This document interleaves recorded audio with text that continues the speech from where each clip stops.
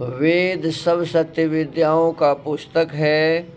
वेद का पढ़ना पढ़ाना और सुनना सुनाना सब आर्यों का परम धर्म है।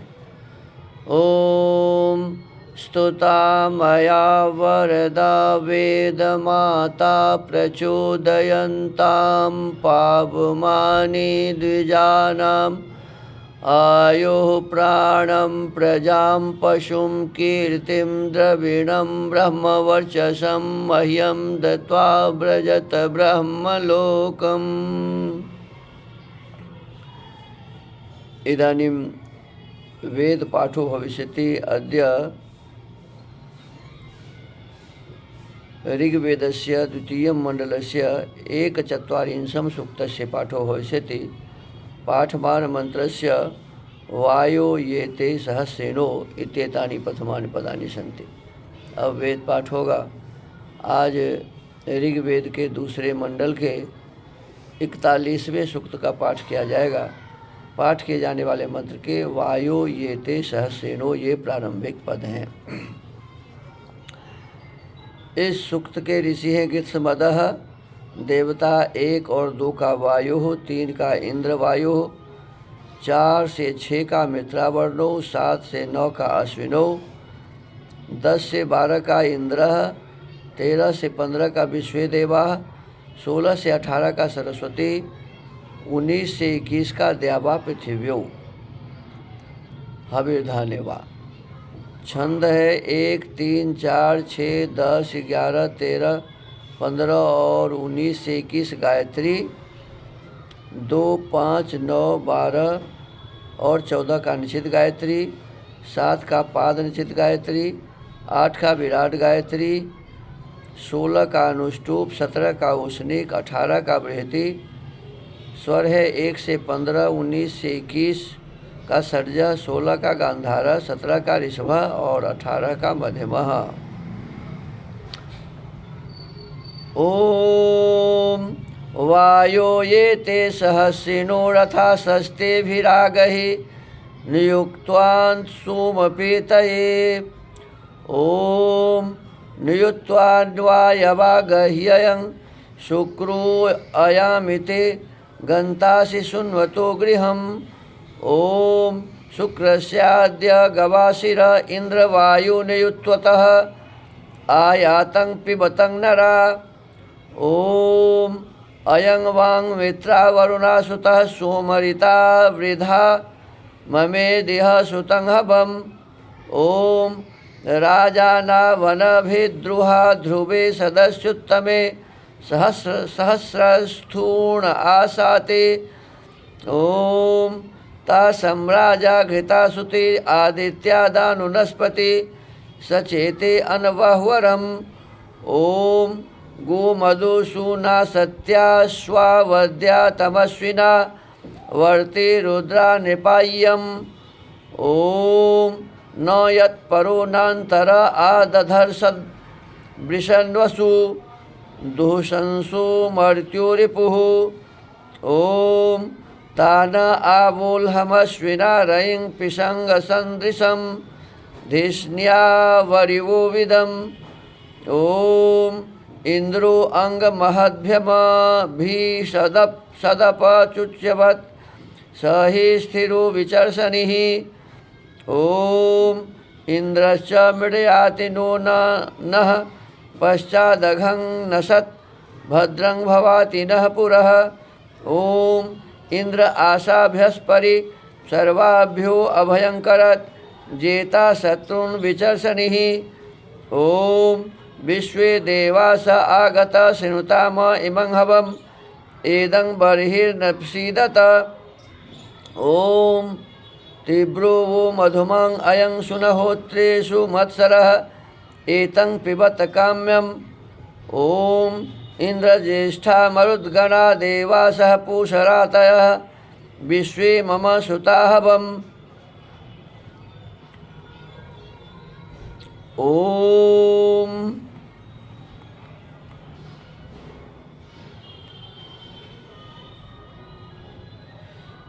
अम्बितमे नदी तमे देवी तमे सरस्वती अप्रशस्ता इव स्मसि प्रशस्तिमं वनिन्नस्कृधि।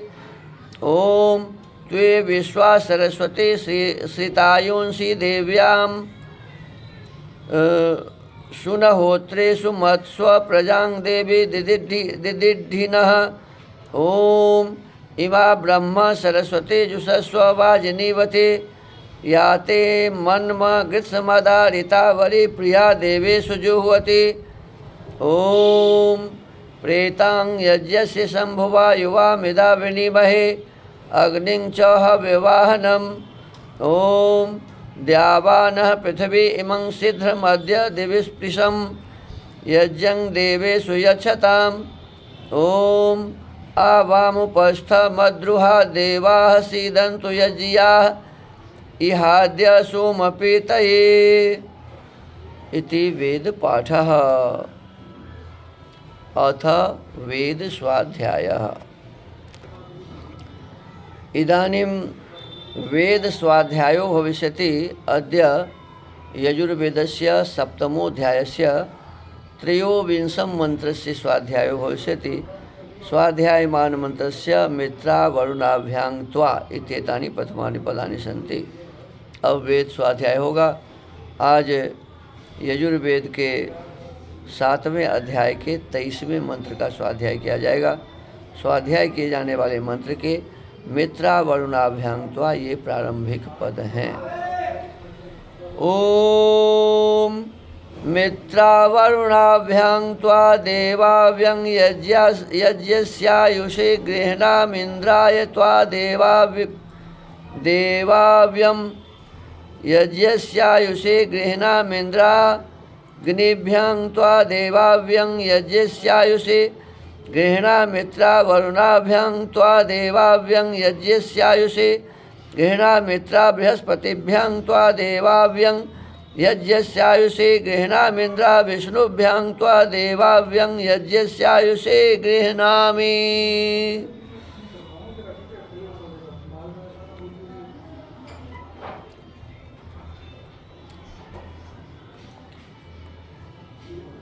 इस मंत्र के ऋषि हैं मित्रा वरुणाभ्यां त्वेत्यस्य वत्सारः काश्यप ऋषि।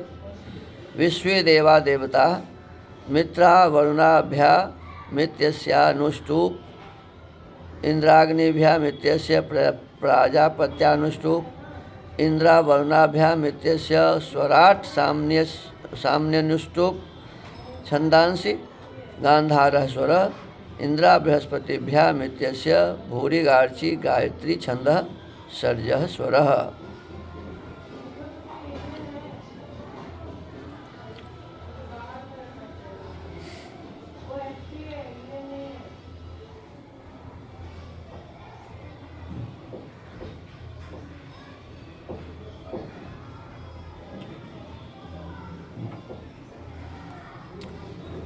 इंद्रा विष्णुभ्याम इत्यस्य भूरिक श्यामनुष्टुप छंदः गांधारः स्वरः।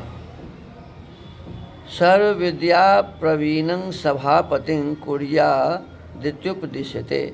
सब विद्याओं में प्रवीण पुरुष को सभा का अधिकारी करे, या अगले मंत्र में कहा है। सत्यार्थ प्रकाश में भी यही विषय चल रहा है कि कैसे लोगों को राजा बनाना चाहिए, सभापति बनाना चाहिए। और ये यजुर्वेद में जो भी स्वाध्याय चल रहा है, तो इसमें भी यही विषय है कि कैसे लोगों को सभापति बनाना चाहिए, राजा बनाना चाहिए। तो इसके पदार्थ बताए हैं। हे सभापते, धर्म अर्थ काम और मोक्ष की इच्छा करने वाला मैं यज्ञस्य अग्निहोत्र से लेकर राज्य पालन पर्यंत यज्ञ की आयु से उन्नति होने के लिए मित्रा वरुणाभ्याम मित्र और उत्तम विद्यायुक्त पुरुषों के अर्थ देवाव्यम विद्वानों की रक्षा करने वाले त्वा तुझको गृहणामि स्वीकार करता हूँ।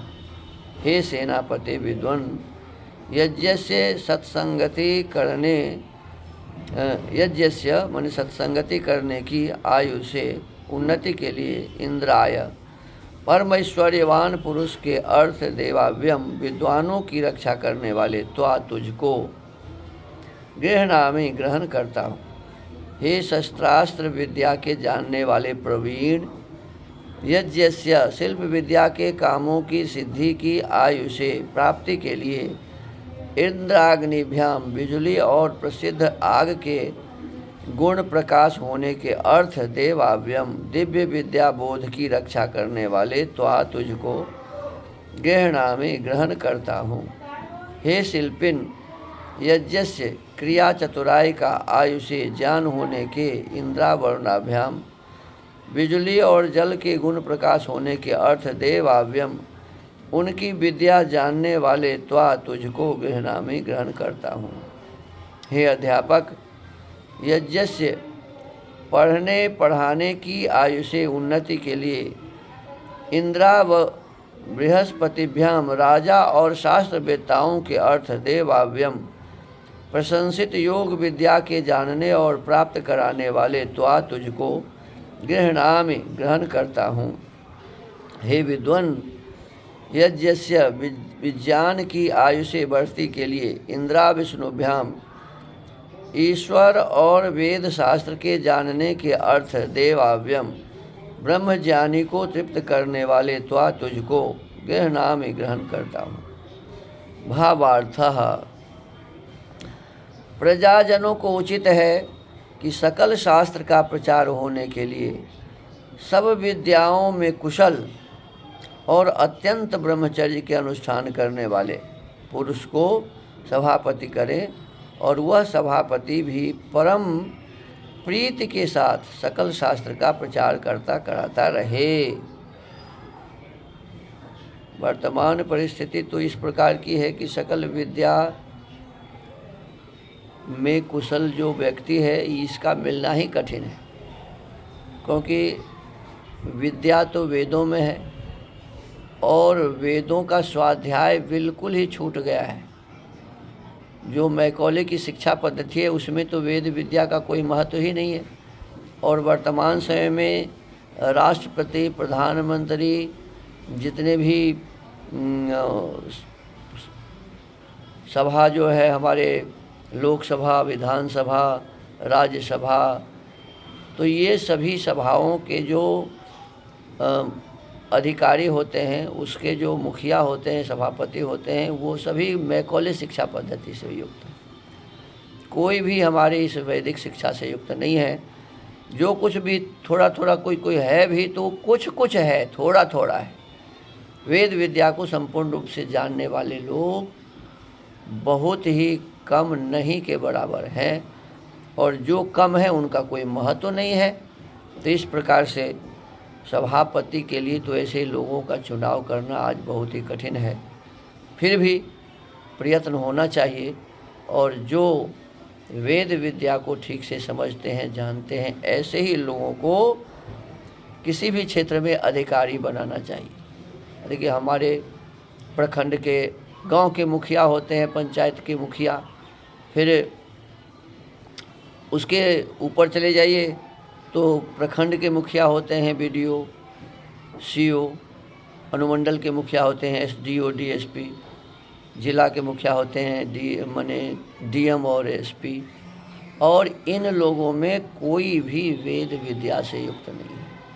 तो फिर अपने क्षेत्र में काम विद्या वाला कैसे कर सकेंगे?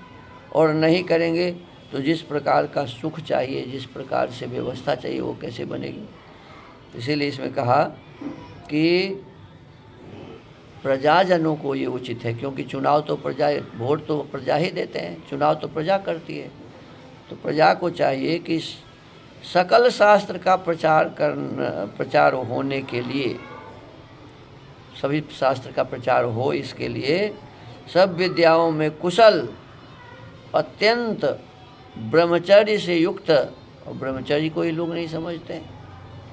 गृहस्थ भी ब्रह्मचारी होता है, गृहस्थ भी ब्रह्मचर्य का पालन कर सकते हैं, लेकिन कैसे, ये तो जानना पड़ेगा ना, और ये जानने वाले लोगों की बड़ी कमी है।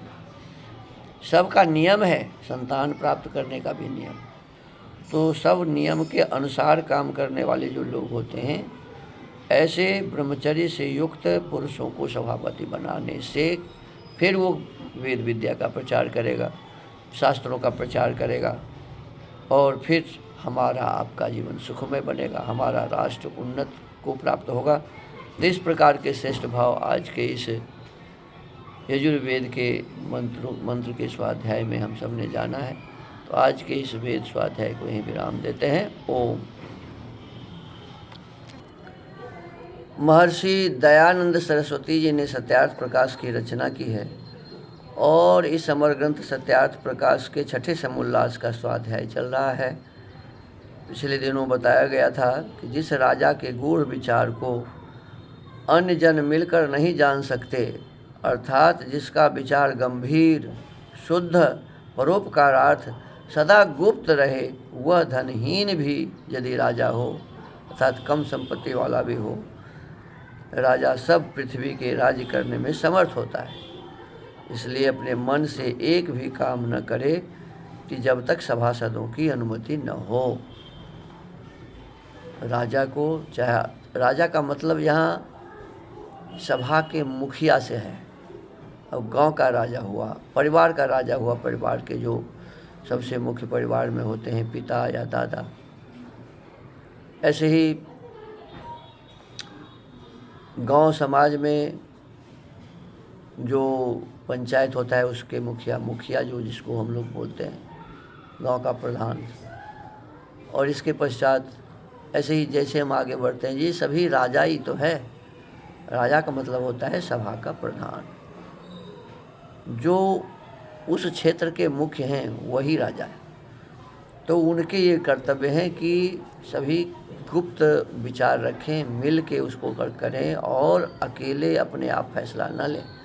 सभा को बैठा करके सभा के माध्यम से जो निश्चय हो तो उसी निश्चय को अपने जीवन में लागू करें।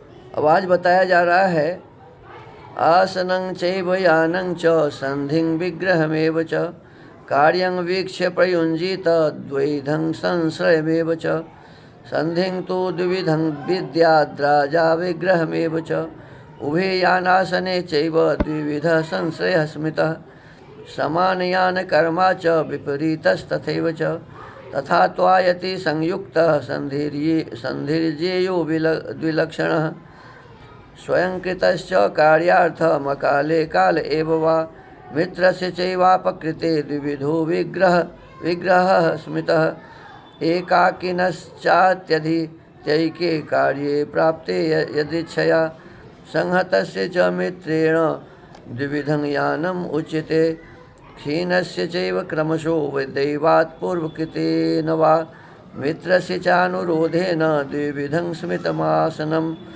बलस्य स्वामिनश्चैव स्थितिः कार्यार्थसिद्धये द्विविधं कीर्त्य ते द्वैधं षाड्गुण्यगुणवेदिभिः अर्थसम्पादनार्थं च पीड्यमानः शत्रुभिः साधुषु व्यपदेशार्थं द्विविधः संश्रयः स्मृतः यदावगच्छेदि आयत्याम् आधिक्यं ध्रुवात्मनः तदा त्वे चाल्पिकां पीडं तदा संधिं समाश्रयेत् यदा प्रकृष्टाय मन्येत सर्वास्तु प्रकृतिर्भृशम् अत्युच्छ्रितं तथात्मानं तदा कुर्वीत विग्रहम् यदा मन्येत भावेन हृष्टं पुष्टं बलं स्वकं परस्य विपरीतं च तदा यायाद्रिपुं प्रति यदा तु स्यात् परिक्षीणो वाहनेन बलेन च तदा शीतप्रयत्नेन शनकैः सान्त्वयन्नरीन् मन्येतारिं यदा राजा सर्वथा बलवत्तरं तदा द्विधा बलं कृत्वा साधयेत् कार्यमात्मनः यदा परबलानां तु गमनीयतमो भवेत् तदा तु संश्रयेत् क्षिप्रं धार्मिकं बलिनं नृपं निग्रहं प्रकृतीनां च कुर्याद्योरिबलस्य च उपसेवेत तं नित्यं सर्वयत्नैर्गुरुं यथा यदि तत्रापि संपश्येत् दोषं संश्रयकारितं सुश्रुद्धमेव तत्रापि निर्विशंकः समाचरेत्। जब राजादि राजपुरुषों को यह बात लक्ष्य में रखने योग्य हो है, जो स्थिरता, आसन, स्थिरता, यान, शत्रु से लड़ने के लिए जाना, संधि, उनसे मेल कर लेना, विग्रह, दुष्ट शत्रुओं से लड़ाई करना, द्वैध, दो प्रकार की सेना करके स्व विजय कर लेना, संश्रय और निर्बलता में दूसरे प्रबल राजा का आश्रय लेना, ये 6 प्रकार के कर्म यथा योग्य कार्य को विचार कर उसमें युक्त करना चाहिए।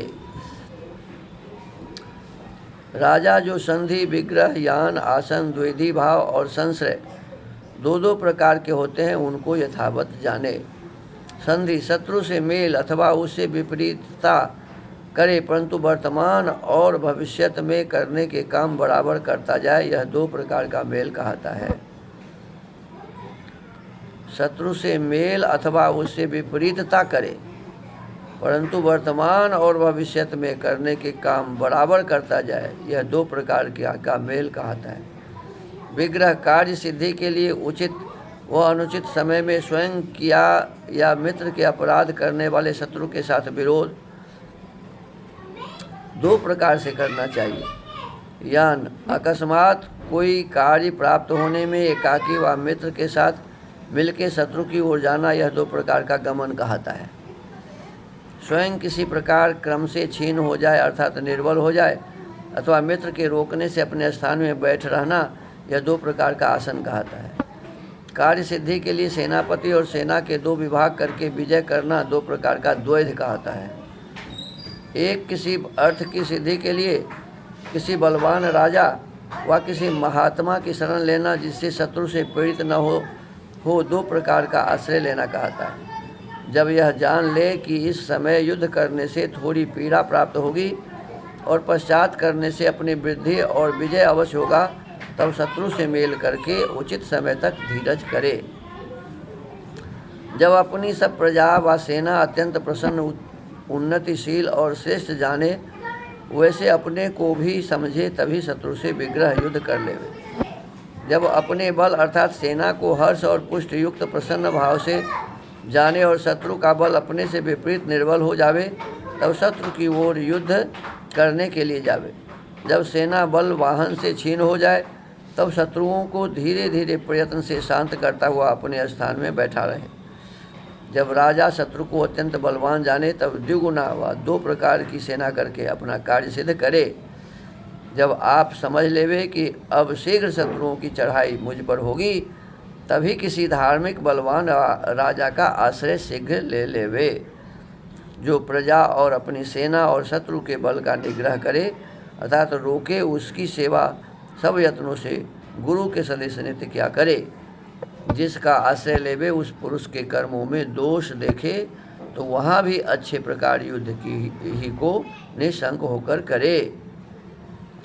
जो धार्मिक राजा हो उससे विरोध कभी न करे, किंतु उससे सदा मेल रखे, और जो दुष्ट प्रबल हो उसी के जीतने के लिए ये पूर्वोक्त प्रयोग करना उचित है।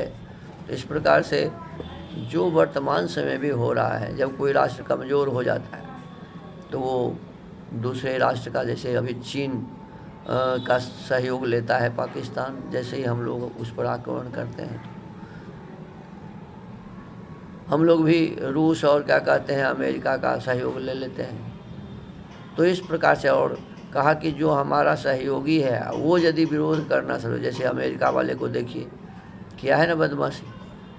अभी हमारा जो उस पर आक्रमण था उसको सही ठहराया, उसने जो उससे पहले पहलगाम में आक्रमण किया उसको गलत बताया, और अभी जब हमारा आक्रमण सही था, हम सही किए, तो अभी वो गया था तो वहाँ का जो सेना नायक मुनीर गया था तो उसका वो सम्मान किया है, वहाँ राष्ट्रपति अपने यहाँ बुला के भोजन कराया है। तो ये उसका विरोध हमारे यहाँ हुआ, किसी को भी ये अच्छा नहीं लगा। तो इस प्रकार से आज भी ऐसा हो रहा है कि जब कोई हमारा ही सहयोग करने वाला किसी दूसरे का सहयोग करने लगता है तो फिर ऐसे लोगों के से भी विरोध होना चाहिए। तो ये जैसे अभी हुआ है, तो इस प्रकार से जो नियम बताए हुए हैं इस मनुस्मृति में, वही सब कुछ तो हो रहा है। यही सब बातें अभी भी वर्तमान समय में की जा रही है। हाँ, बहुत सारी बातें नहीं की जा रही है, उसको की जानी चाहिए, ये नियम है। तो आज के इस सत्यार्थ प्रकाश के स्वाध्याय के क्रम को यहीं विराम देते हैं। आप सबको नमस्ते, ओम। महर्षि वाल्मीकि जी ने रामायण की रचना की है और इस वाल्मीकि रामायण के अयोध्या कांड का स्वाध्याय अभी हम कर रहे हैं। अयोध्या कांड में ये दूसरा सर्ग चल रहा है। दूसरे सर्ग के 34वें श्लोक तक हम सब ने स्वाध्याय किया था। आज 35वें श्लोक से स्वाध्याय प्रारंभ होगा। गांधर्वे च भुवि श्रेष्ठो बभूव भरताग्रजः कल्याणाभिजनः साधुरदीनात्मा महामतिः। भरत के बड़े भाई श्री राम गांधर्व वेद संगीत शास्त्र में भी इस भूतल पर सबसे श्रेष्ठ हैं। कल्याण की तो वे जन्मभूमि है। उनका स्वभाव साधु पुरुषों के समान है। हृदय उदार और बुद्धि विशाल है। देखिए, भगवान राम के बारे में बताया गया पीछे कि वेदों के बहुत बड़े विद्वान थे और वेद के अंग सहित विद्वान थे। शिक्षा, कल्प, व्याकरण, योग, छंद, ज्योतिष सभी वेद के अंगों को जानते थे और उसके बाद वेद को जानते थे। वेद अंग सहित जानते थे। और कहा जा रहा है कि गांधर्व वेद को भी वो जानते थे। माने संगीत शास्त्र में भी वो प्रवीण थे। द्विजैरभिविनीतश्च श्रेष्ठैर्धर्मार्थ नैपुणैः यदा व्रजति संग्रामं ग्रामार्थे नगरस्य वा गत्वा सौमित्री सहितो नाविजित्य निवर्तते। धर्म और अर्थ के प्रतिपादन में कुशल श्रेष्ठ ब्राह्मणों ने उन्हें उत्तम शिक्षा दी है। वे ग्राम अथवा नगर की रक्षा के लिए लक्ष्मण के साथ जब संग्राम भूमि में जाते हैं उस समय वहां जाकर विजय प्राप्त किए बिना पीछे नहीं लौटते। इसका मतलब उससे पहले भी कई संग्राम कर चुके थे वो लक्ष्मण जी के साथ। संग्रामात् पुनरागत्य कुंजरेण रथेन वा पौरान् स्वजनवन्नित्यं कुशलं परिपृच्छति। पुत्रेष्वग्निषु दारेषु प्रेष्य शिष्य गणेषु च। संग्राम भूमि से हाथी अथवा रथ के द्वारा पुनः अयोध्या लौटने पर वे पूर्ववासियों से स्वजनों की भांति प्रतिदिन उनके पुत्रों, अग्निहोत्र की अग्नियों, स्त्रियों, सेवकों और शिष्यों का कुशल समाचार पूछते रहते हैं। मैंने सबका ध्यान रखते हैं। निखलेनानुपूर्व्या च पिता पुत्रा निवौरसान शुश्रूषन्ते च वह शिष्या कच्चिद्वर्मसु दंसिताः इति वह पुरुषव्याघ्र सदा रामो विभाषते। जैसे पिता अपने औरस पुत्रों का कुशल मंगल पूछता है, उसी प्रकार वे समस्त पूर्ववासियों से क्रमशः उनका सारा समाचार पूछा करते हैं।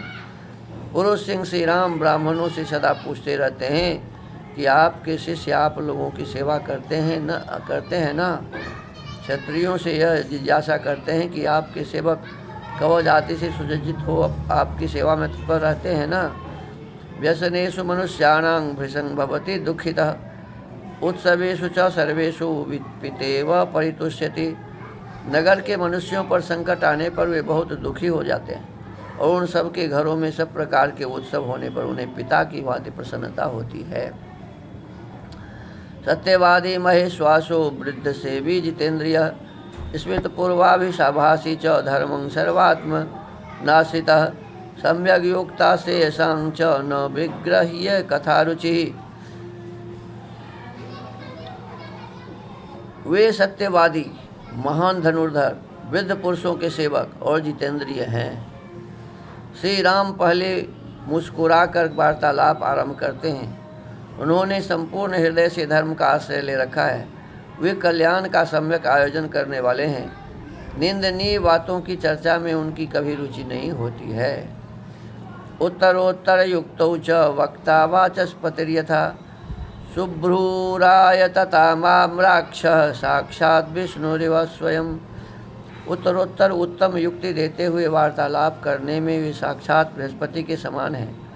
उनकी भौहें सुंदर हैं, आँखें विशाल और कुछ लालिमा लिए हुए हैं। वे साक्षात विष्णु की भांति शोभा पाते हैं। रामो लोकाभिरामोऽयं शौर्य वीर्य पराक्रमैः प्रजापालन संयुक्तो न रागोपहतेन्द्रियः। संपूर्ण लोकों को आनंदित करने वाले ये श्री राम शूरता, वीरता और पराक्रम आदि के द्वारा सदा प्रजा का पालन करने में लगे रहते हैं। उनकी इंद्रियां राग आदि दोषों से दूषित नहीं होती हैं। शक्तस्त्रैलोक्यमप्येष भोक्तुं किं नु महिमिमां नास्य क्रोधः प्रसादश्च निरर्थोऽस्ति कदाचन। इस पृथ्वी की तो बात ही क्या है, वे संपूर्ण त्रिलोकी की भी रक्षा कर सकते हैं। उनका क्रोध और प्रसाद कभी व्यर्थ नहीं होता है। हन्त्येष नियमाद्बध्या न बध्येषु न कुप्यति युनक्त्यर्थे प्रहृष्टश्च तमसो यत्र तुष्यति। जो शास्त्र के अनुसार प्राण दंड पाने के अधिकारी हैं, उनका ये नियम पूर्वक वध कर डालते हैं, तथा जो शास्त्र दृष्टि से अवध्य हैं, उन पर ये कदापि कुपित नहीं होते हैं। जिस पर ये संतुष्ट होते हैं, उसे हर्ष में भरकर धन से परिपूर्ण कर देते हैं। दान्ते सर्व प्रजा कांते प्रीति संजननैर्नृणाम् गुणैर्विरोचते रामो दीप्तः सूर्य इवांशुभि। समस्त प्रजाओं के लिए कमनीय तथा मनुष्यों का आनंद बढ़ाने वाले मन और इंद्रियों के संयम आदि सद्गुणों द्वारा श्री राम वैसे ही शोभा पाते हैं जैसे तेजस्वी सूर्य अपनी किरणों से सुशोभित होते हैं। तमेवं गुण संपन्नं रामं सत्य पराक्रमं लोकपालोपमं नाथ मकामयत मेदिनी।